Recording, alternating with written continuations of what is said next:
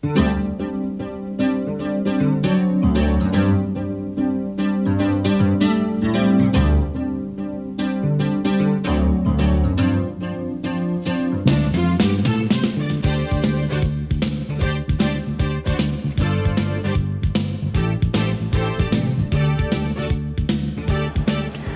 I'm Brent Conrad from Vivicon Productions. Welcome to the third tape in our series, Using Professional Equipment and Techniques. I'd like to begin first by showing you an easy way to do a proper setup on a color monitor. For many of us that don't have an oscilloscope or waveform monitor, the only way we can really check our output signal is with our color monitor. The easiest way I know to set up your monitor properly is with the SMPTE color bars. This is a standardized barcode set up by the Society of Motion Picture and Television Engineers. The key to using these color bars is knowing what they stand for. There's a simple and accurate brightness setting that can be accomplished using these color bars. The brightness is set with the aid of the 3 vertical black mini bars that are located at the lower right-hand corner right in this area. The left bar of the trio is calibrated to be just a bit blacker than true black. The center bar represents true black. The bar on the right is slightly brighter than black. Now the idea is to adjust the brightness control of your monitor so that the left and center bars cannot be seen. Only the bar on the right should be visible. If there aren't any bars visible, that means your brightness is set too low. If more than one bar is visible, it's set too high. Just the one on the right is the one we want to see. To adjust the contrast control for proper levels, we'll need to look at the white picture areas. Details should be visible in the white areas, and the brightest white produced by the monitors should not be so bright that it causes eye strain. Like the adjustment of the brightness control, the contrast adjustment will change from location to location depending on ambient light conditions. Once you've adjusted the brightness and contrast controls, you're ready to start making adjustments that affect color reproduction. The 2 controls involved in color adjustment are the color and hue, sometimes called tint. The color control adjusts the saturation or amount of color present. It should be adjusted so that the color bars appear normal and are not oversaturated. When colors are oversaturated, they begin to bloom or bleed into the colors that surround them. The hue or tint control is perhaps the most subjective adjustment of all. The idea is to adjust the hue so that the colors appear natural, not too red and not too green. I feel the easiest bar to use to adjust the tint or hue control would be the magenta color. The best way I can describe that is it's between purple and pink. The other color that is also a key color to adjust with is the cyan bar. And the best way I can describe it is between blue and green.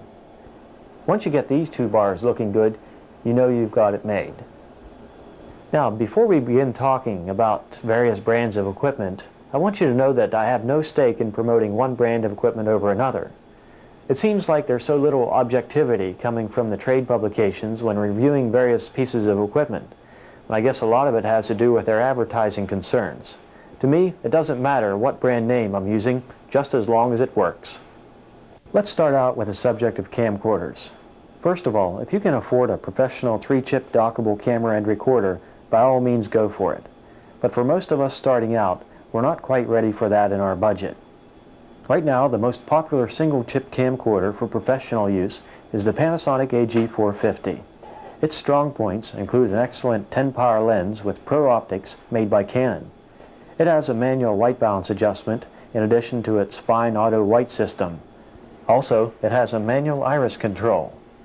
It has a convenient standby mode that stops the heads from spinning and will save your place without backspacing. Now here's a look at the camcorder that is replacing the AG450. It's the Panasonic AG455. Key design elements include a redesigned lens. Gone is the manual zoom, replaced by a 2-speed power zoom. The focusing mechanism has been changed to an electronic interfocus design. The iris has been improved to allow for fixed programmable f-stop settings. There is a bank of digital features on this camcorder, including digital zoom. This is not suitable for professional use due to the picture distortion that it introduces. In general, the 455 has more color and brightness in low light than the 450, but the price is higher noise. Here's an outdoor look at the 455 on the left and the 450 on the right. Turning to sound, the new camcorder has hi-fi but not stereo. Another surprise is the addition of vertical interval timecode and a 5-pin edit control port. After talking to many independent video producers from across the country, it's very evident that Super VHS is the overwhelming format of choice at this point. Its downward compatibility with VHS allows every Super VHS unit you own to also double as a dubbing deck. ED Beta and Hi8 users are gaining ground. If it wasn't for the compatibility problem, I would strongly consider those formats as well. Super VHS still offers lower tape costs and more editing equipment choices. The three formats are all very close in quality. Some of the most professionally oriented consumer camcorders are from the Hi8 line.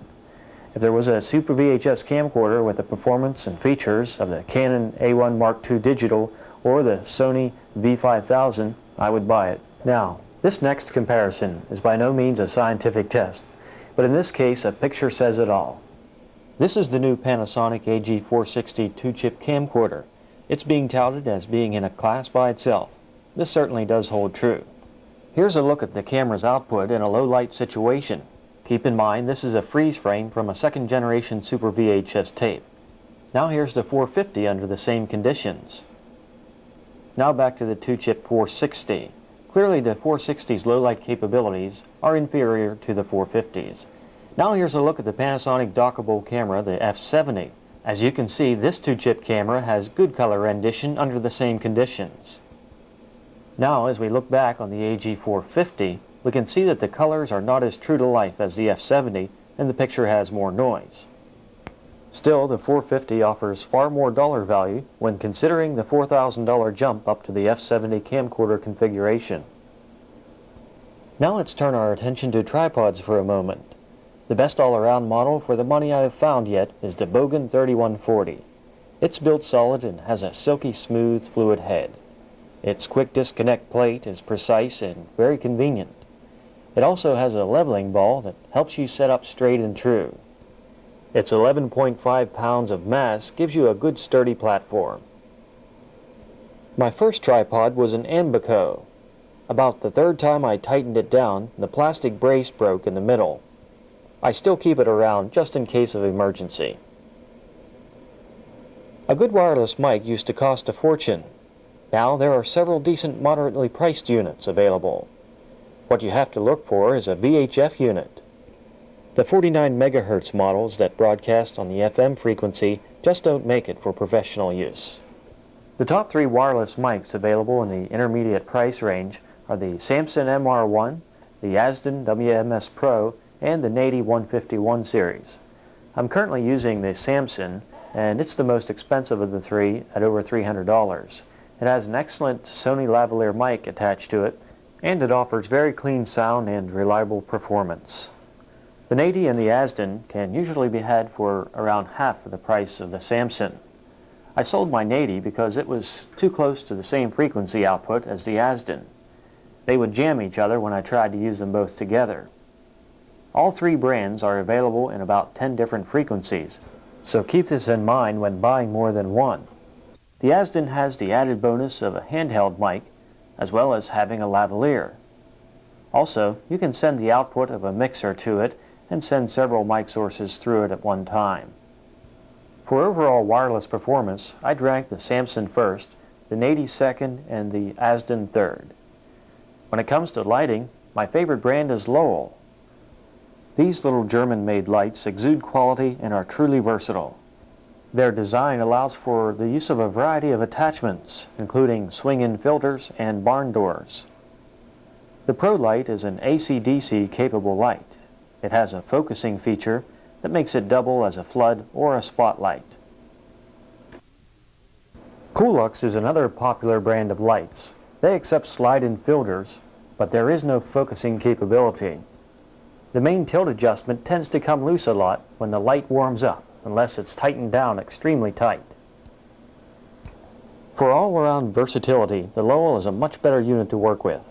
Its combination of spot, focus, and swing-in filter yields about 4 different brightness levels, which comes in handy when working in constantly fluctuating conditions. A mic mixer is often an essential part of your audio requirements. This little mixer from Radio Shack cost only $25, but has been operating faithfully for me for over 7 years. It features 4 mic or line inputs and 2 mic level outputs. It has an LED light to test the 9-volt battery, and that's about it, nothing fancy.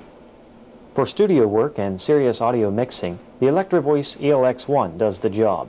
It has the advantage of having a built-in limiter to prevent clipping, low-cut filters to block wind noise, and a tone oscillator for checking levels. It also features XLR connectors for quieter operation. Turning now to editing systems, the industrial line from JVC is what we are using. The 610 was an earlier release, and the 811 is part of a newer S-series. One feature that these models have that is unique is a 7-pin connector for YC dubbing. They carry extra wires to allow for a higher frequency form of YC dubbing called YC629. It also dubs in the YC358 mode, which is made compatible with 4-pin YC units with an adapter cable. The edit controller we're using is a JVC RM86U. It allows for 2 channels of insert audio and has a frame-accurate readout display. It also allows for precision in and out edit point marking. The Panasonic AG7500 series is very similar to this one. Both systems have improved dubbing quality over the earlier systems that were first released. The most widely used editors among wedding videographers are the AG1960s from Panasonic. Add the Future Video EC1000 Pro and get down to within 2 frames of editing accuracy with this system. I would highly recommend this unit over the lesser accurate Panasonic editor. Drawbacks to this system include only 1 channel of insert audio and dubbing quality that is not quite on par with the higher-end industrial decks. The best graphics and character generation these days for the money undoubtedly comes from the Amiga computer. I would recommend you would get at least the Amiga 2000 with either 40 meg of hard drive or 2 disk drives. 3 megs of RAM also comes in handy for many programs that are out there today. The SuperGen is still considered the standard in the industry for gen-locking your Amiga. The 2000S gives you YC compatibility but costs $1,000 more than the standard SuperGen, which looks just great even in composite. The best titling software I've seen is Pro Video Post, which has some nice digital moves and great looking backgrounds. Here are some more samples of what Pro Video Post can do for you, and right after this we're going to come back and take an in-depth look at the Panasonic MX-10 and 12 mixers, right after this.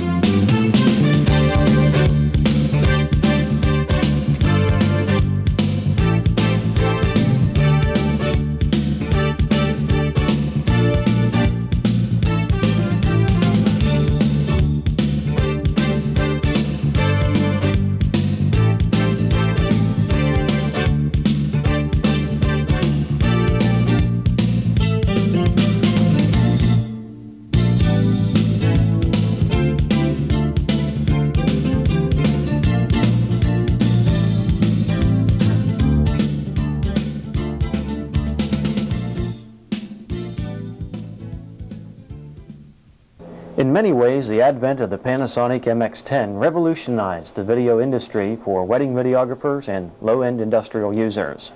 For the first time, true dissolves and wipes were available between any 2 video sources without the need for costly time-based correctors.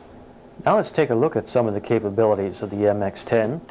Of course, we have dissolve mode that we saw before, and in wipe mode we have a positionable box that we can position with this device right here. We can make that any size we want it, anywhere on the screen. We can also make that into a positionable circle. And there are many different possibilities in the wipe mode. We can combine several wipe patterns.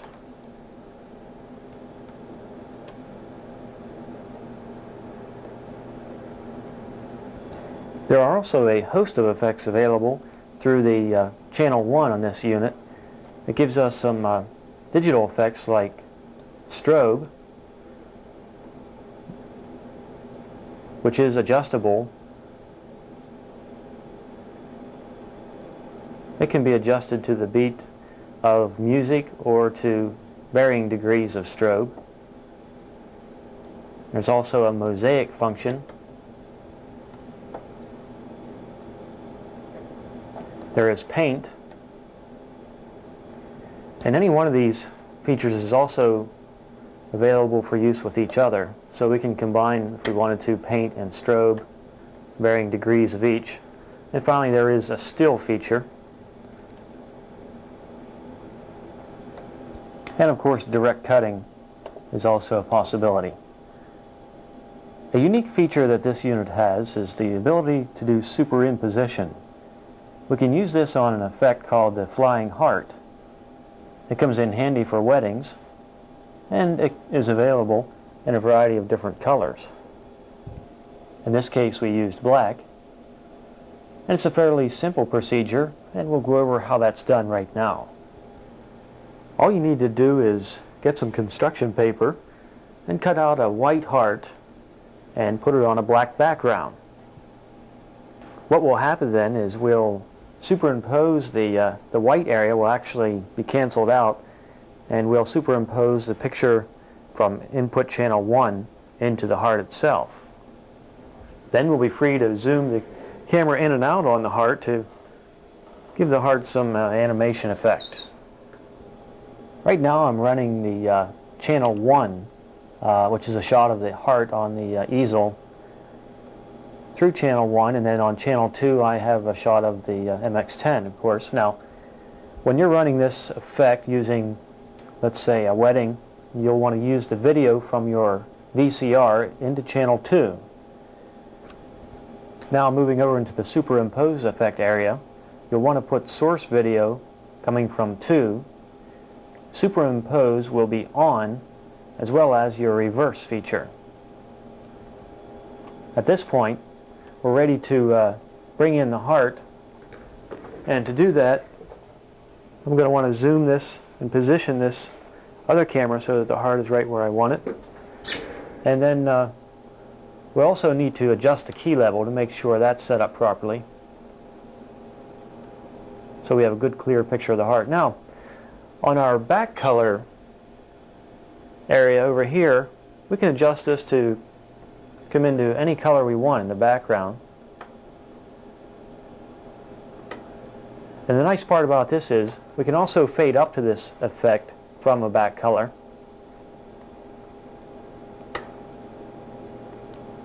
And if you're doing a wedding, it's nice to check and see what the colors of the wedding are and match those up. And once you have things all set up, you're ready to animate your heart then at the beginning of your edit. You can zoom that camera clear in, and whenever you're ready to begin the edit, you can zoom the camera out, which will make the heart zoom in. A nice little effect. Now let's take a look at the rear panel on the MX10 to get familiar with all the ins and outs. Starting with the video inputs, we have video input source 1 right here. This would come from one of your VCRs or camera.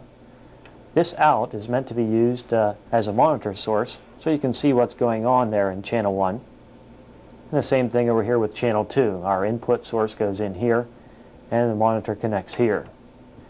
These external camera features are mainly for those of us who have the Panasonic WD-5000 or 5100 series cameras with gen locking and sync capabilities.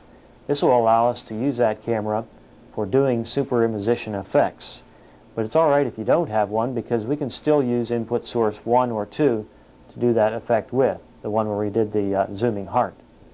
The audio inputs are set up in a similar fashion, where the inputs are directly under the video input, and over here we have the outputs, which will of course go to your monitor.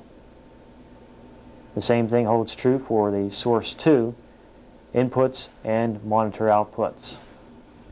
Panning over now to the output section of the MX10, we can see here that we have 3 different video outputs, any one of which we can use for our source output. Down here we have an auxiliary input in case you would want to use a tape deck or compact disc player and mix that in with your other audio. And over here we have two sets of outputs that we can run into our master record deck. For those of us using the MX10 instead of the MX12, it's a good idea to have a process amplifier. That way we can control our input source so that we can control things like hue and saturation.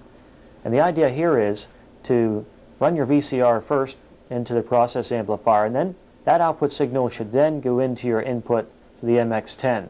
You have to catch it before it goes in so that we can alter that signal before it comes through the output. One thing that you should understand about the MX10 is that everything really happens here on channel 1. That's where the frame synchronizer lies on the inside. That's what really does the synchronization to make it match up with channel 2. So therefore, channel 1 can stand more signal instability than channel 2. So anytime you have an unstable source, you should run it in through channel input 1. Also keep in mind that our digital effects are only available through channel 1. But the nice thing about the MX10 and 12 is that we can hit a switch on the front panel to actually do an internal switch of these two inputs, so you don't have to be constantly taking off the cables back here and switching them around so that you can use the digital effects. All you have to do is go to the input mode and switch from the first input mode over to the second one. That will flip-flop the cables for you in the back internally. On the subject of BNC connectors, you can pick up those at Radio Shack at reasonable prices and still use your RCA end cables that you've been using all along. The way I normally configure the MX10 is to use my main edit source recorder, or the one tied into the edit controller, in through input 2 on the MX10. In between, I'm using a process amplifier to control the color and the gain. Coming in through channel 1 is going to be the NEC Super VHS deck. It is not tied in with the edit controller, and therefore I'll have to start it manually. In between that and the MX10 is the other process amplifier to control the output signal of the VCR. These proc amps also double as distribution amps for making dubs.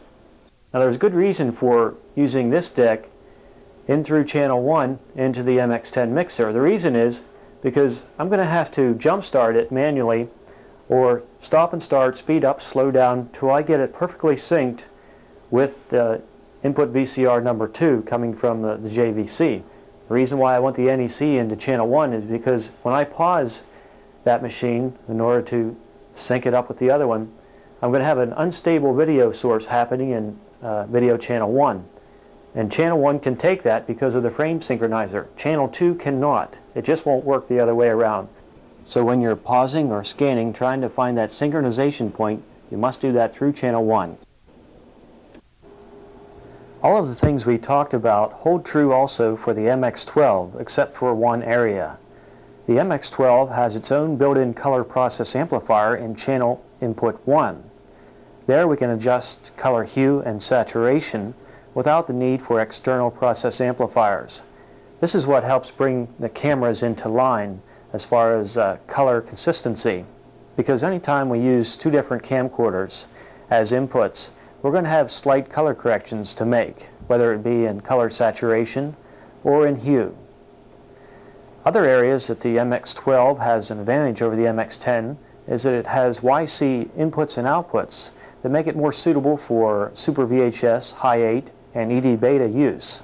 It extends the lines of resolution that it will pass to 500 lines compared to the 300 lines that the MX10 will pass through. Keep in mind that the MX12 will only pass 300 lines through its composite inputs. So that in order to get the full benefit of noise reduction and maximum resolution, you have to use the YC inputs on the MX12. The MX12 also has some nice unique features in its white mode, and it has borders, including colored borders and soft borders in that white mode.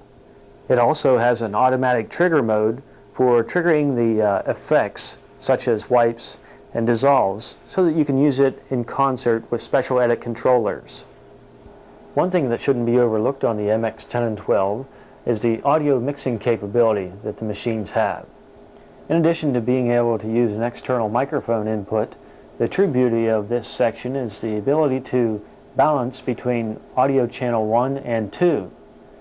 This comes in handy for doing weddings. For example, if you have a wireless mic on the groom coming through channel 1 and your rear camera is operating off the camera mic on camera 2, you can dissolve between those two audio input sources.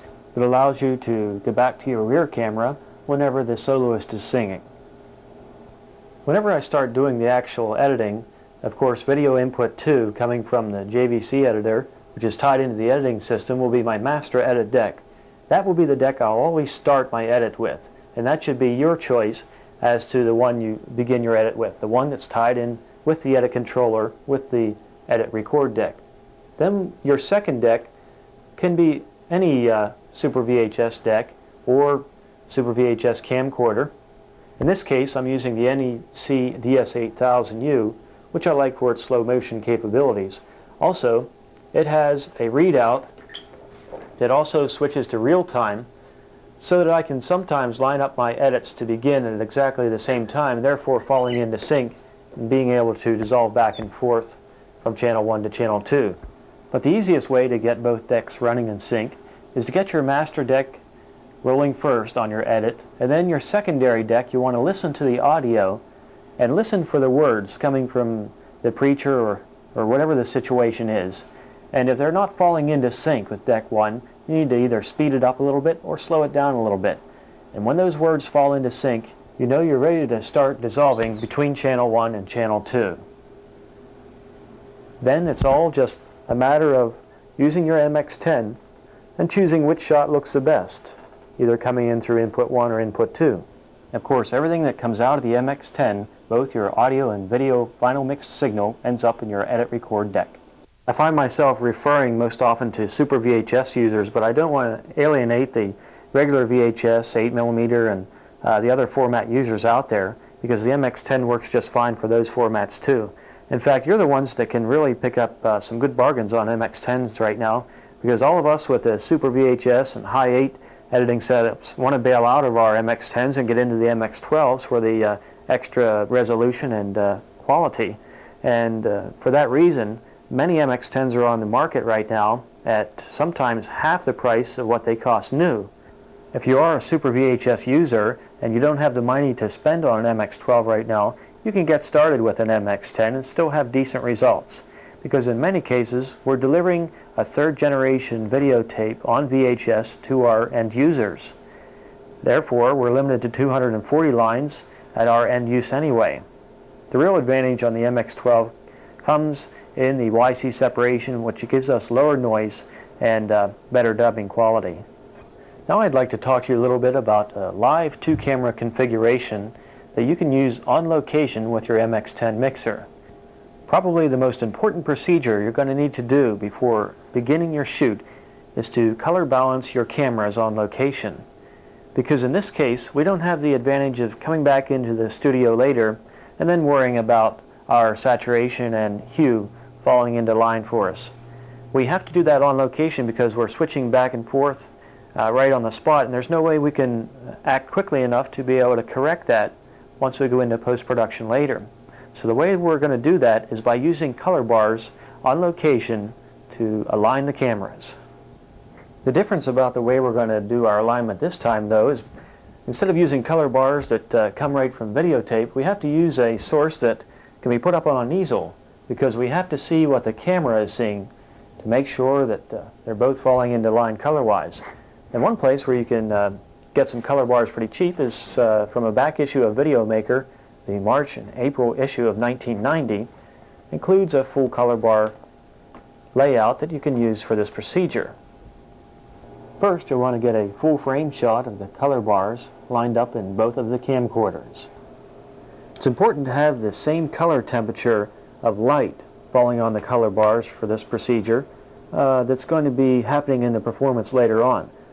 Take, for example, if there's 32K incandescent lights being used on a stage performance, you can go ahead and use a camera light that also is balanced to 32K.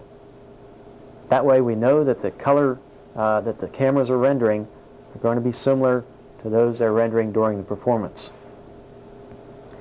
Now we need to go into white mode so that we can show the bars from the one camera on the top of the screen and the bars from the other camera on the bottom. In this way we can see and compare exactly what each camera is doing. Once you get the bars exactly lined up, it's time to go to work on that color rendition. This is where the process amplifiers come into play. We can adjust those now so that the same color output appears on the top and the bottom. That way you know that both cameras are aligned as close as you're going to get them.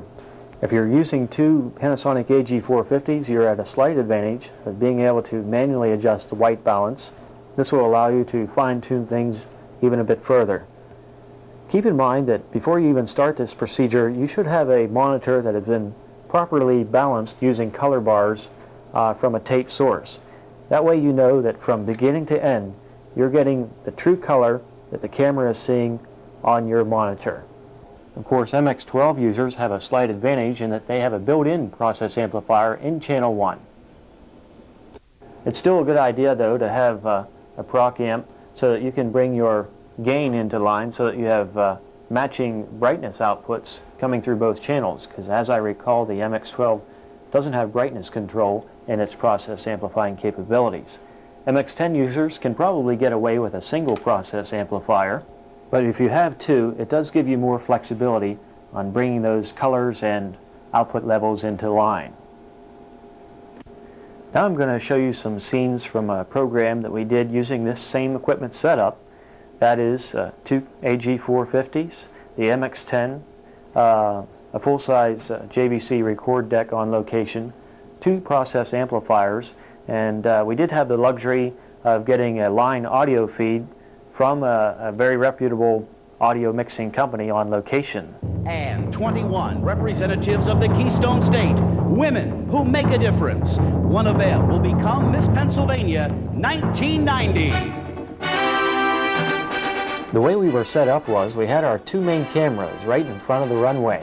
A small table held the MX10, our record VCR, 3 monitors, an audio mixer, and 2 proc amps. We had to sit down to avoid blocking anyone's view. You say, I know, it's a waste of time, there's no use trying.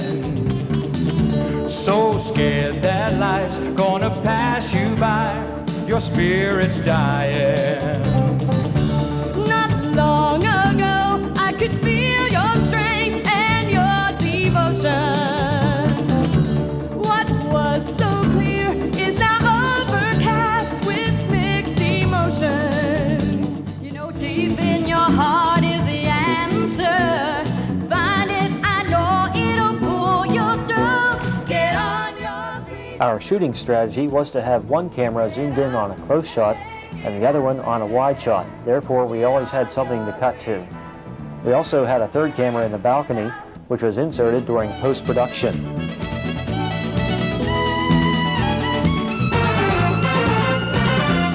Since I had my hands full running the MX10 and a camera, my wife always took care of the lead-in shot, the shot that was coming up next, and in most cases it was a close-up. The key to directing a live situation like this is always having your next shot ready to go. You have to be one step ahead of what's going on at all times. Here's a common problem when using a single chip camera. The high contrast ratios that happen during a stage performance can oftentimes give you trouble. In this case, the brightness of his outfit is causing the iris to close down and make his face appear dark. At this point, camera 1 already has a close-up ready to go of the MC, therefore making a clean dissolve into it. You have to have good communications with your second camera operator. In this case, we were sitting side by side and can communicate that way. If you're separated apart, you have to have headset communication. Michelle Lynn Klein.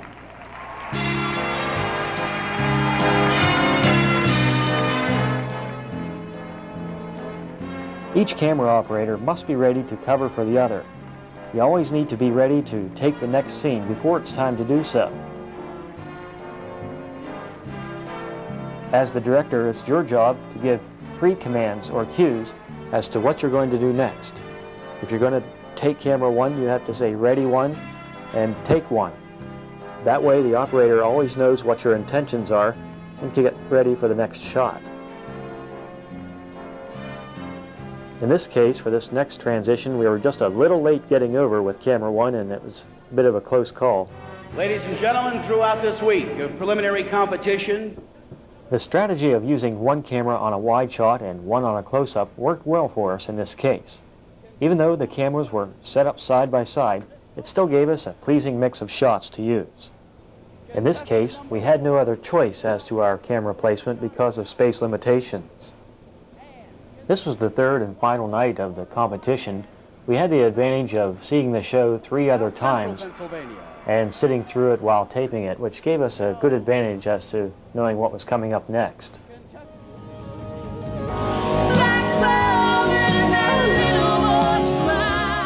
Here again was a case where the cameras had difficulty handling the high contrast, but the performer with the light alabaster skin and the dark dress were also shooting up towards a dark background behind.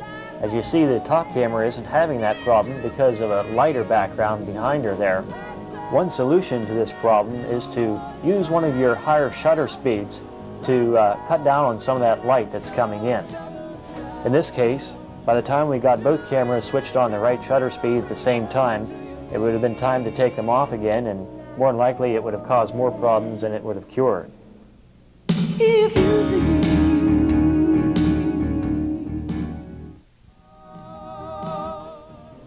On some of the numbers, all of the elements seemed to come together perfectly. The lighting was right, there wasn't too strong of a spotlight, the background was lit, and we were able to get good exposure. We tried using a special effect in this instance where we dissolved in a little bit of camera 1 using the strobe and just a touch of paint through the digital frame synchronizer on the MX-10. Camera operators will be using manual focus and mostly manual zoom in a case like this, where there isn't time to do power zooms or wait for the autofocus to kick in for you when you need it. but I know I love you, and that may be all there is to know.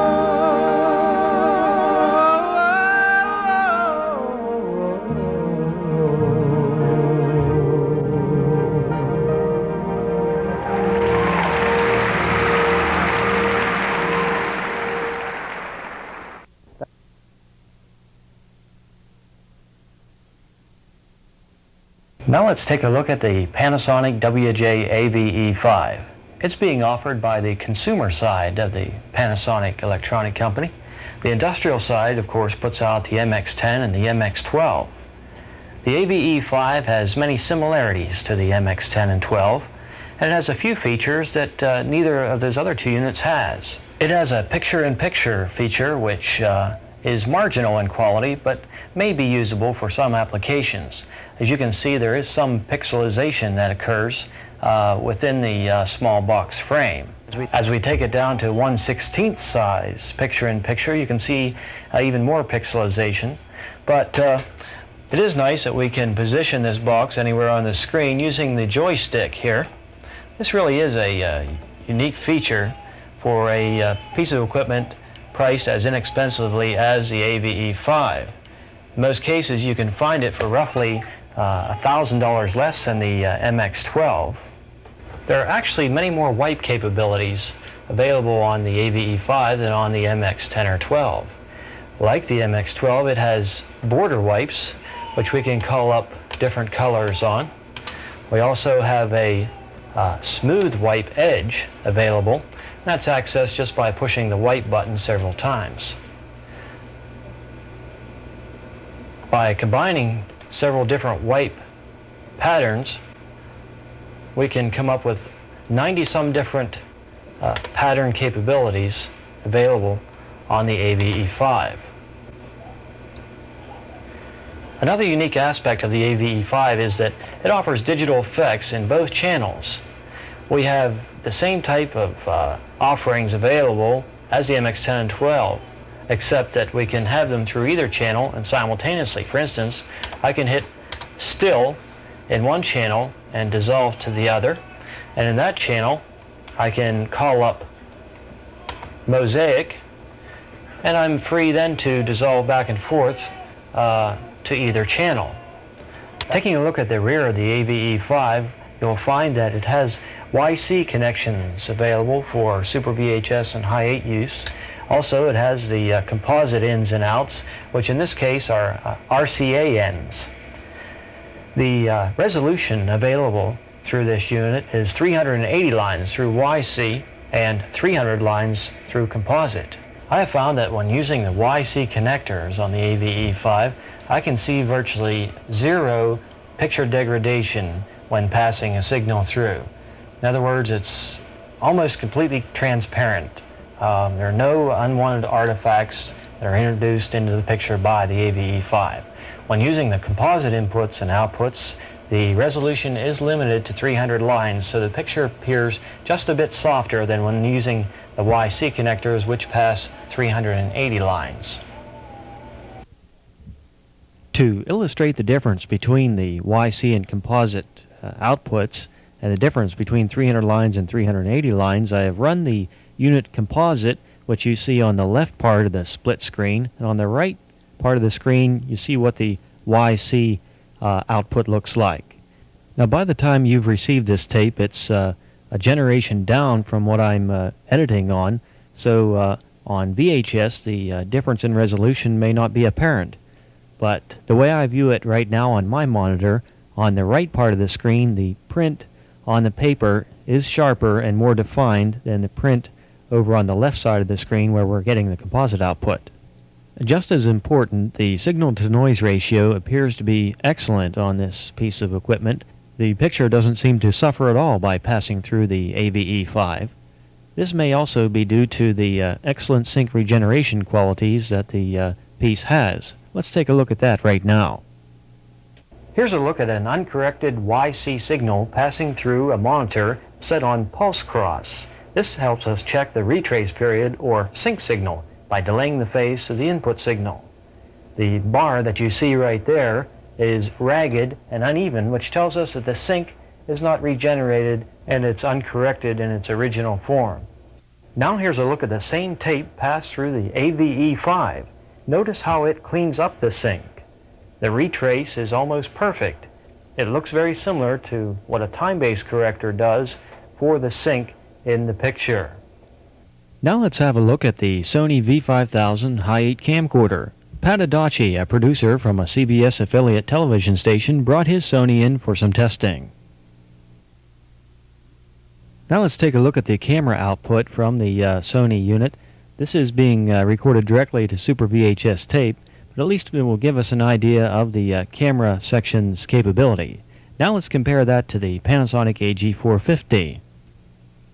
As you can see, the quality is very comparable under favorable lighting conditions. Now let's take a look at a low light situation. Here's the Panasonic AG450 with the gain down in a low light situation. Now here's a look at the Sony under the same conditions, also with the gain off. Clearly the Sony has superior low light capabilities. Now a test of backlighting. We look at the AG450 by Panasonic. Then we switch and go to the V5000 by Sony. Clearly the Sony has more trouble handling the high contrast situation. Sony just came out with a new tape, the X, which is supposed to be a little bit better in quality. I've been having just a tad bit of trouble with dropouts because the tape runs so slow across in the transport system. Any type of imperfection in the tape gets really magnified, so it turns out to be a hit. Now let's take a look at this promotional piece from Panasonic on the new MX50 AV mixer and the KB50 character generator. I think you'll like this announcer too. The next generation of video effects has arrived. This is the WJ MX50 digital AV mixer, designed to give your video editing system a vast array of special effects for high-quality professional production. Enhance and automate the editing process by connecting the WJ MX50 to an edit controller via the RS422 or 232C switchable terminal. There is also a GPI interface. Complex editing tasks can now be performed by a single operator. The WJ-MX50 has 4 video inputs for SVHS, VHS, or LD decks, letting you mix images from 5 sources, including the built-in map generator. Asynchronous video signals can be directly input with no need for Genlock. Genlock, I like that. Both S and BNC video terminals are provided for all video inputs and for the external camera input. The built-in 2-channel frame synchronizer makes it simple to perform A-B roll without TBC.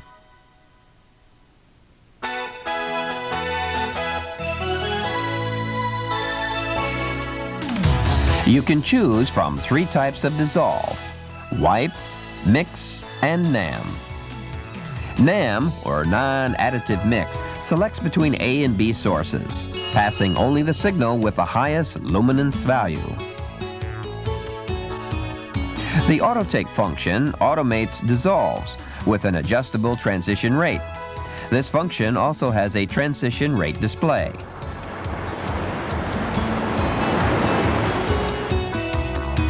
Luminance key and line chroma key functions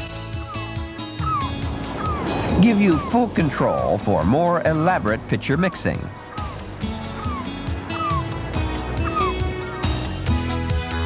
There are 27 basic wipe patterns, and each can be applied in one-way, reverse, and preset normal reverse modes.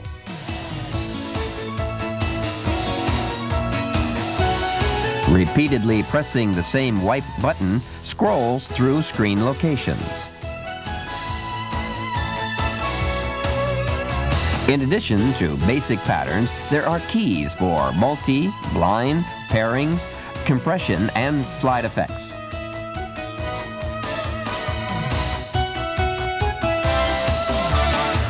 In all, 287 different patterns are available. User-assigned wipe pattern numbers can be used to recall patterns via an external controller.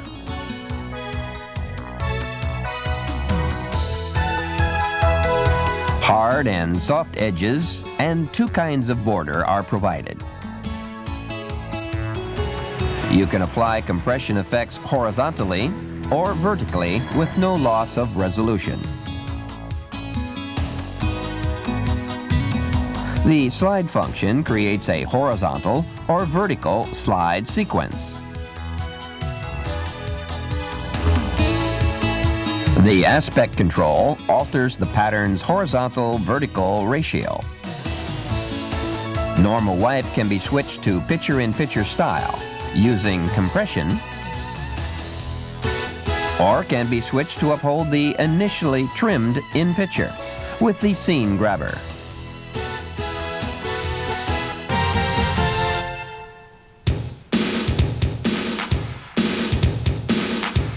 Positive to negative.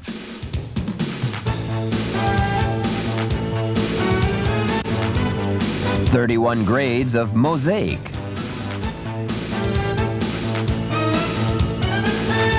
Mono.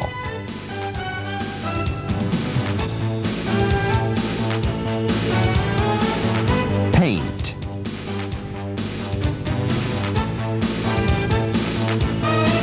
Still. Field or frame freeze selectable. Strobe.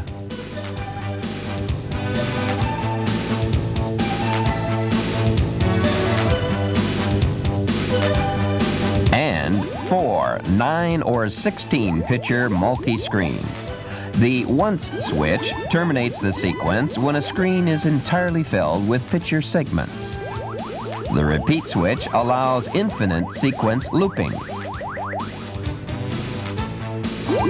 Trail, with a choice of 2 directions.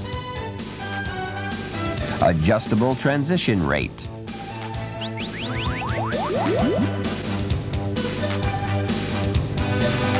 AV Synchro. Any combination of digital visual effects can be programmed to be triggered by pre-selected levels of an accompanying audio. The trigger level sensitivity and effect duration are adjustable.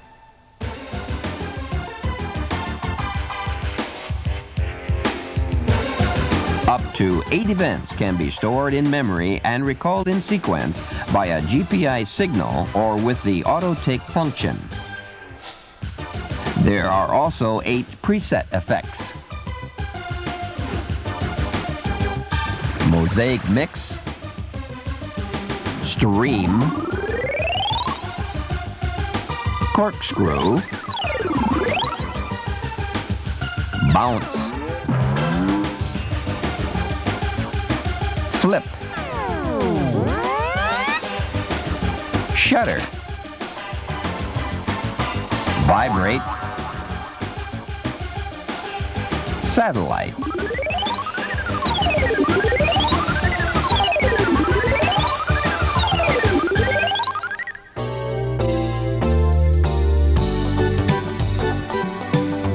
The optional WJ-KB50 character generator makes it easy to add titles. The matte generator provided in the WJ-MX50 can be used to give a color fill for the characters on the screen. Titles can be outline, shadow, or bold. Here are the main features.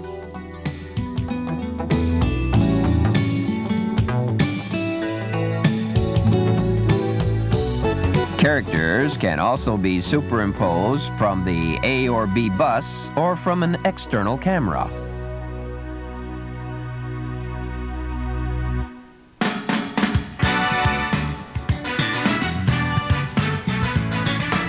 Four audio sources can be independently mixed using the A, B, and auxiliary 1 and 2 terminals. The source 1 and 2 terminals feature XLR 3-pin connectors.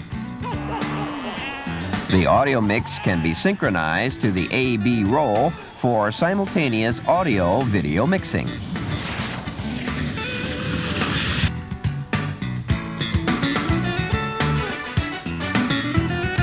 Spotlight effect can be added, combining wipe, mix, and fade. Video title and audio can be faded in and out synchronously or independently. Auto fade can be set from 0 to 17 seconds with frame readout. That's quite a nice piece of propaganda there from Panasonic. I like when the announcer says Genlock instead of Genlock on that, but I get a kick out of these promotional videos that these companies put out. Right now, let's take a look at some more footage that's passing through an MX50 right now. We're coming right off of M2 and onto Super VHS. The signal appears to be passing through the MX50 virtually unscathed. It's hard to see any picture degradation at all caused by the MX50. As you can see, the quality of compression is very good on this unit, especially when comparing it to the video toaster. Right now I'm going to squeeze the entire image down with the toaster, and you can get an idea of what I'm talking about. The digital sequencing that the MX50 provides has particularly nice applications for use in sports.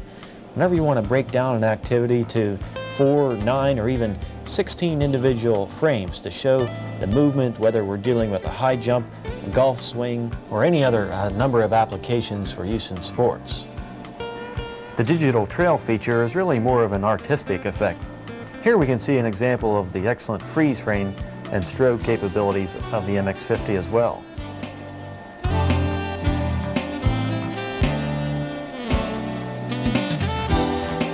It should be noted that the MX50 is not a time-based corrector, although it does have 2 frame synchronizers in channels 1 and 2.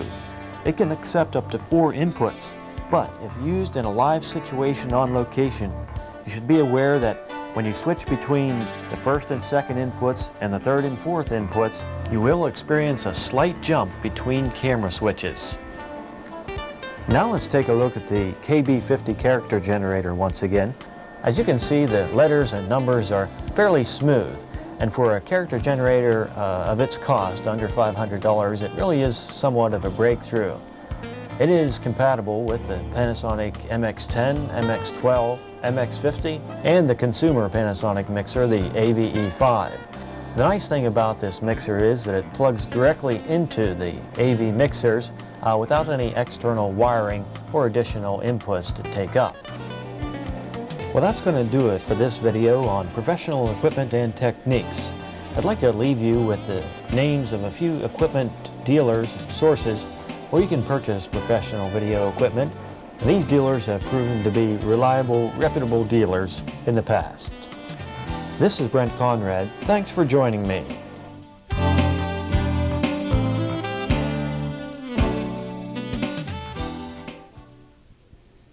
Now here's a way you can energize your video production business.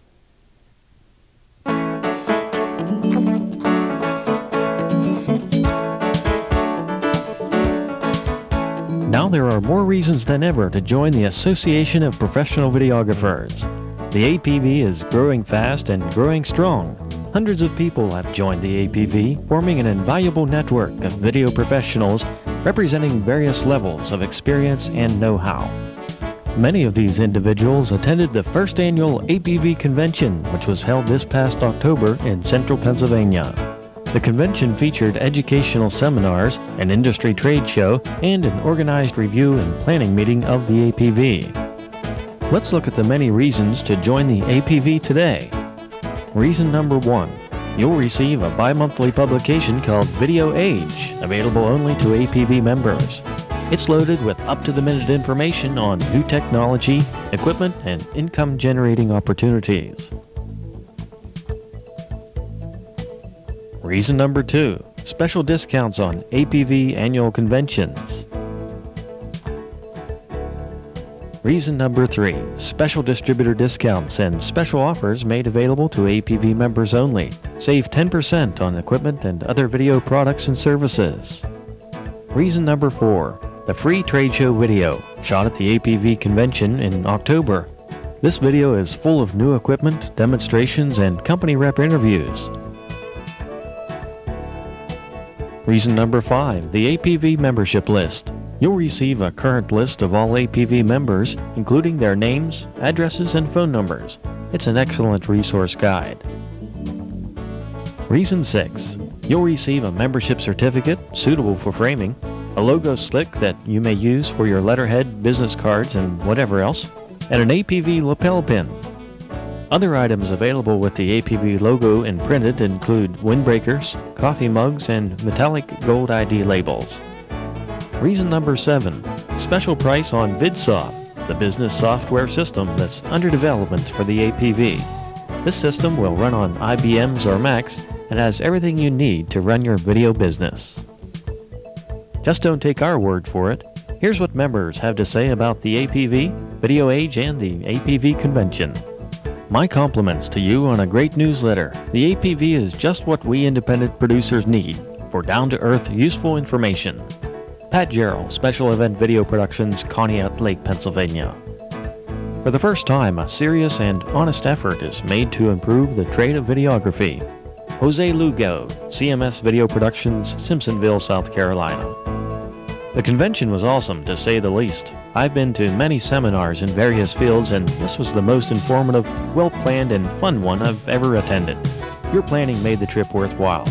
Norma Govan, Esprit Video Productions, Fort Collins, Colorado. I learned a lot. I found our group to be extremely open-minded and eager to exchange ideas. An extremely small amount of format snobbery and the like. Tom Pendergrass, Sharpshooters Video, Pittsburgh, Pennsylvania. In this fast-moving, ever-changing field of video production, isn't it good to know there's an organization that can help point you in the right direction? We hope you'll take advantage of the many benefits of the APV. We're looking forward to adding your name to our growing list of video professionals. To join the APV, just fill out the application included with this videotape or call the APV hotline at area code 814-695-4325.